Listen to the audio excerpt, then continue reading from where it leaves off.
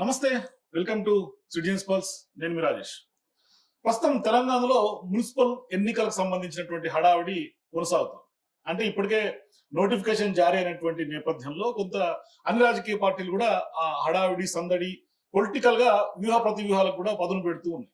అయితే ఈ నేపథ్యంలో కాంగ్రెస్ పార్టీకి వాస్తవానికి ఊహించినటువంటి ఎదురు దెబ్బలన్నీ కూడా తగులుతా ఉన్నాయి. మొన్న గడిచినటువంటి సర్పంచ్ ఎన్నికల్లో కూడా కొంత బీఆర్ఎస్ పార్టీ దూకుడు కొనసాగించింది ఒక రకంగా చెప్పాలంటే. మరి అటు భారతీయ జనతా పార్టీ కూడా ఆ పార్టీకి చెందినటువంటి సీనియర్ లీడర్లు కూడా మళ్ళీ గులాబీ గుటికి సొంత గుటికి వస్తున్నటువంటి సందర్భాలు ఉన్నాయి. మరి మున్సిపల్ ఎన్నికల కంటే ముందే కొంతమంది కాంగ్రెస్ లో చేరినటువంటి వాళ్ళు, బీజేపీలో ఉన్నటువంటి వాళ్ళందరూ కూడా సొంత గుటికి, ఇప్పుడు ఆరూరు రమేష్ లాంటి వాళ్ళు మాజీ ఎమ్మెల్యే ఒక రకంగా చెప్పాలంటే సొంత గుటికి వచ్చి షాక్ ఇచ్చారని చెప్పాలి. ఆయన తాజాగా కేటీఆర్ సమక్షంలో గులాబీ పార్టీలో చేరి కడియం శ్రీహరిని టార్గెట్ చేస్తూ వివాదాస్పద వ్యాఖ్యలు కూడా చేశారు ఆరూరు రమేష్. సో ఇదంతా పక్కకు పెడితే గులాబీ పార్టీ మళ్ళీ ఘర్ వాపసీ పేరుతో పాత లీడర్లందరినీ కూడా మళ్ళీ పార్టీలోకి తీసుకునేందుకు రంగం సిద్ధం చేసుకుంటున్నట్లుగా నిన్న తాజాగా ఆరూరి రమేష్ ఎంట్రీతో మనకు అర్థమవుతుంది. సో ఇటువంటి సందర్భాల్లో ఇప్పుడు కాంగ్రెస్ లకు కానీ బీజేపీలకు కానీ వెళ్ళినటువంటి నాయకులందరూ కూడా బీఆర్ఎస్ లకి క్యూ కడుతున్నట్టుగా కనిపిస్తుంది. ఒకటి తాజాగా గూడెం మహిపాల్ రెడ్డి వ్యాఖ్యలు తీసుకున్నా, ఇట్లా గులాబీ పార్టీ నుంచి గెలిచినటువంటి గూడెం మహిపాల్ రెడ్డి పటాన్చెరు ఎమ్మెల్యే, ఆయన ఇప్పుడు బీఆర్ఎస్ పార్టీలకి ఆహ్వానం కోసం, గ్రీన్ సిగ్నల్ కోసం వెయిట్ చేస్తున్నట్టుగా అర్థమవుతుంది. ఆయన ఈ మధ్య కాలంలోనే కాంగ్రెస్ పైన విమర్శలు చేస్తూ కూడా కేసీఆర్ ని మెచ్చుకున్నటువంటి సందర్భాలు ఉన్నాయి. అట్లాగే కాంగ్రెస్ లేక వస్తే ఎంటిగా మందం అంత ప్రయోజనం కూడా లేకుండా పోయింది అనే విమర్శలు కూడా ఆయన స్పష్టంగా చేశారు. మరోవైపు మున్సిపల్ ఎన్నికల్లో బీఆర్ఎస్ పార్టీని గెలిపించాలని కోరారు. అదే త్వరలోనే మున్సిపల్ ఎన్నికల్లో కూడా గూడెం మహిపాల్ రెడ్డి ఇంపాక్ట్ ఖచ్చితంగా ఆ యొక్క నియోజకవర్గంలో ఉండే అవకాశం ఉంటుంది. అంటే ఇప్పుడు ఆయన కేటీఆర్ సమక్షంలో గులాబీ పార్టీ కండువా కప్పుకోబోతున్నట్టుగా రాజకీయ వర్గాల చర్చ జరుగుతుంది. సో ఇప్పుడు గూడెం మహిపాల్ రెడ్డి ఒక్కడే కాకుండా మరికొంతమంది లీడర్లు కూడా సొంత కూటికి రాబోతున్నారని టాక్ ప్రధానంగా వినిపిస్తుంది. ఎవరైతే ఇప్పుడు ఈటల రాజేంద్ర తాజాగా బీజేపీకి వెళ్ళారు, ఆయన ఎంపీగా కొనసాగుతున్నారు, ఆయన కూడా ఇప్పుడు మా బాస్ కేసీఆర్ అంటూ కూడా చెప్పినటువంటి పరిస్థితి. సో ఆయన కూడా ఏమన్నా వచ్చే అవకాశాలు ఉన్నాయా? పెద్ద ఎత్తున చర్చ ఇప్పుడు అంతా కూడా తెలంగాణ రాజకీయాలు.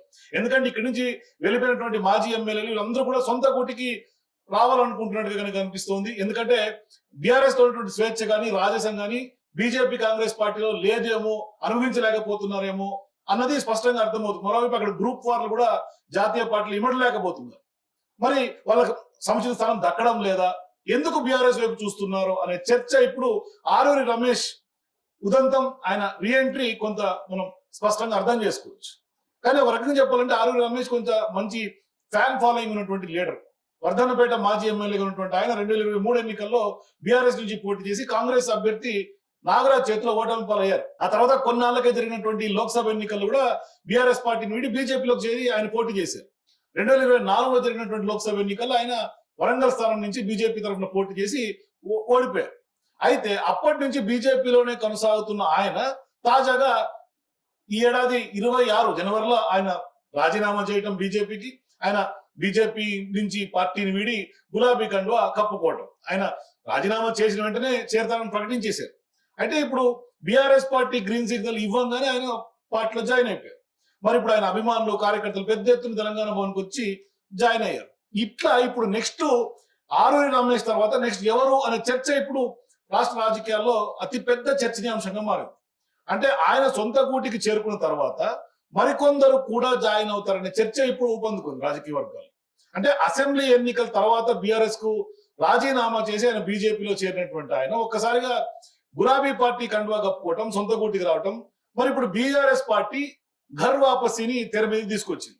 తాజాగా హరీష్ రావు గారు కూడా మాట్లాడుతూ స్పష్టంగా చెప్పారు, కాంగ్రెస్ పార్టీ రాదు, బీజేపీకి స్థానం ఉండదు, భవిష్యత్తులో కాంగ్రెస్ పార్టీ నాయకులు తీసుకోము కానీ మన నాయకులను అయితే మనం తీసుకుంటాము అని ఆయన కొంత సిగ్నల్ ఇచ్చినట్టు కనిపిస్తుంది. సో ఇప్పుడు ఇంకా 4-5 నాయకులు చాలా కీలకంగా బీఆర్ఎస్ పార్టీ వైపు చూస్తున్నట్టుగా కనిపిస్తుంది. ఒకటి సూర్యాపేట జిల్లా హుజూర్ నగర్ సంబంధించినటువంటి అప్పుడు ఎమ్మెల్యే, మాజీ ఎమ్మెల్యేగా ఉన్నటువంటి సైదిరెడ్డి, శానంపూడి సైదిరెడ్డి. ఆ తర్వాత కొన్నేళ్ళకి ఆయన పార్టీని వీడారు, బీజేపీలో చేరారు. ఆయన కూడా కొంత అసంతృప్తిగా ఉన్నట్టుగానే బీజేపీ మీద కనిపిస్తుంది. 2024 లోక్సభ ఎన్నికల్లో నల్గొండ స్థానం నుంచి పోటీ చేశారు ఆయన. అప్పుడు కూడా ఆయన ఓడిపోయారు పోటీ చేసి. సో ఇప్పుడు బలమైనటువంటి క్యాడర్ ఉన్నటువంటి ఎమ్మెల్యేగా ఒక వెలిగినటువంటి సైదిరెడ్డి ఇప్పుడు కొంత అంతగా ప్రాధాన్యత బీజేపీలో లేదేమో అని ఆయన లేట్ గా కొంత గ్రహించినట్టుగా కనిపిస్తుంది. ఇప్పటి వరకు నియోజకవర్గంలో మరో నేతను అధిష్టానం ఏర్పాటు కూడా చేసుకోలేదు బీఆర్ఎస్ పార్టీ. అందుకని ఇప్పుడు ఆయన అక్కడ ఉన్నటువంటి ఖాళీ ఉంది కాబట్టి ఖచ్చితంగా మళ్ళీ బీఆర్ఎస్ లోకి వచ్చి భర్తీ చేసి ఫామ్ లోకి వచ్చేందుకు బీఆర్ఎస్ ముఖ్యులతో ఆయన ఇప్పటికీ కొంత మంత్రాలు చేస్తున్నట్టుగా ప్రచారం జరుగుతోంది. మరి ఆరూరి రమేష్ దారిలో ఆయన ఏమన్నా మళ్ళీ బీఆర్ఎస్ లోకి వస్తారా అనేది ఒక చర్చ. ఇక రెండో నాయకుడు బీఆర్ఎస్ హయాంలో విప్ గా పనిచేసినటువంటి కొంత గువ్వల బాలరాజు. ఆయన తాజాగానే పార్టీని వీడారు. బీఆర్ఎస్ పార్టీ ఎక్కువ సంవత్సరం కూడా కాలా నాకు తెలిసి ఆయన పార్టీని వీడి. అచ్చంపేట మాజీ ఎమ్మెల్యే ఆయన కూడా కొంత నాగర్ కర్నూలు జిల్లాకు బీఆర్ఎస్ పార్టీకి అధ్యక్షుడిగా కొనసాగారు. ఆయన వెళ్ళిపోయిన తర్వాత పెద్ద ఎత్తున బీఆర్ఎస్ పార్టీ కార్యకర్తలు అందరూ ఆయన మీద విమర్శలు చేశారు. కానీ ఆయన కూడా సీరియస్ గానే బీఆర్ఎస్ పార్టీ మీద విమర్శలు చేశారు. కానీ ఆయన వస్తారనే ప్రచారం అయితే రాజకీయ వర్గాల్లో కొంత జోరుగా సాగుతోంది. మరి ఆయన ఈ మధ్య కాలంలో కొంత బీజేపీలో హవా కనిపించడం లేదు. ముందుగా బీఆర్ఎస్ పార్టీలో గర్జించినటువంటి గర్జన ఇప్పుడు ఆయన బీజేపీలో చేయలేకపోతున్నారు. అంటే బీఆర్ఎస్ పార్టీని పల్లెత్తి మాట కూడా అనట్లా. బీజేపీలో కొంత సాఫ్ట్ కార్నర్ ఎక్కడో ఉన్నట్టుగా కనిపిస్తుంది. అందుకని ఇప్పుడు ఆయన కూడా ఏమన్నా ఆరూరి రమేష్ బాటలో వచ్చే ఛాన్స్ ఏమన్నా ఉందా అనే గుసిగుసులు అయితే పొలిటికల్ సర్కిల్స్ లో గట్టిగా వినిపిస్తూ ఉంది. మరి ఆయన వస్తారా రారా, ఇంటర్నల్స్ ఏంటనేది అది బీఆర్ఎస్ పార్టీ గ్రీన్ సిగ్నల్ ఇచ్చేదాకా వెయిట్ చేయాలి. మరి ఆయన కూడా ఆ కోణంలో ఉండడం చూడాలి. మరి ఇక నెక్స్ట్ బీఆర్ఎస్ పార్టీలో 2023లో ఎమ్మెల్యేలుగా గెలిచినటువంటి కాంగ్రెస్ కండువాలు కప్పుకున్నారు ఇద్దరు ఎమ్మెల్యేలు. ఒకటి పటాన్చెరు ఎమ్మెల్యే గూడెం మహిపాల్ రెడ్డి ఒకరైతే, గద్వాల ఎమ్మెల్యే బండ్ల కృష్ణమోహన్ రెడ్డి.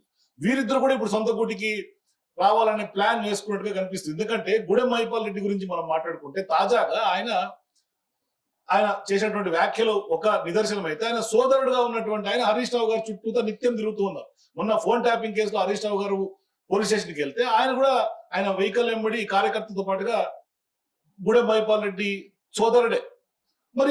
మరి ఆయన బీఆర్ఎస్ పార్టీకి మున్సిపల్ ఎన్నికల్లో ఓటేయమని కోరటం, మరోవైపు కాంగ్రెస్ పార్టీకి వచ్చినాక నాకు ప్రయోజనం లేదని చెప్పడం, ఇదంతా కూడా ఒక అంటే బీఆర్ఎస్ పార్టీ వైపు కేసీఆర్ మా బాస్ అని చెప్తున్నారు. ఒకవైపు గూడెం మహిపాల్ రెడ్డి అదే మాట, ఈటల రాజేంద్ర గారు కూడా అదే మాట.